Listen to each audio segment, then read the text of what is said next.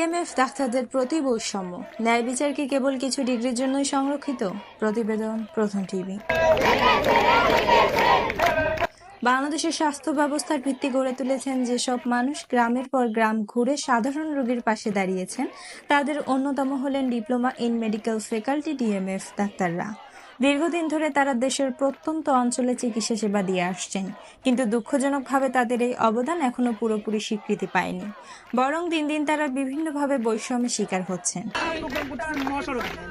আমাদেরকে আপনারা জানেন যে আমাদের আমি যদি শুরু থেকে বলতে চাই, আমাদের এই যে বাংলাদেশে এবং বাংলাদেশ সব পৃথিবীর বুকে যতগুলো ডিপ্লোমা সেক্টর আছে, প্রত্যেকটা ডিপ্লোমা সেক্টর এই জায়গায় বাহিনী আছে অথবা আপনারা আছেন, প্রত্যেকটা জনের যখন একটা জায়গায় এডমিট নেওয়া হয়, ভর্তির জন্য হোক কিংবা নিয়োগের জন্য হোক, প্রত্যেকটা জায়গার একটা উপরে একটা স্তর থাকে, মানে 4 বছরের একটা ব্যাপার থাকে।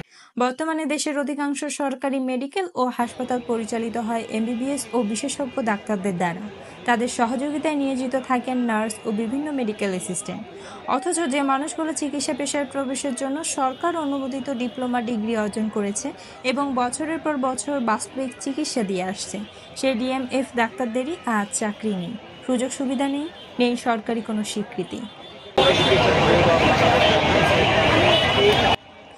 বিশেষজ্ঞদের মতে বাংলাদেশে প্রায় অর্ধেকের বেশি গ্রামের প্রাথমিক চিকিৎসার একমাত্র ভরসা এই ডিএমএফ পাস ডাক্তাররাই।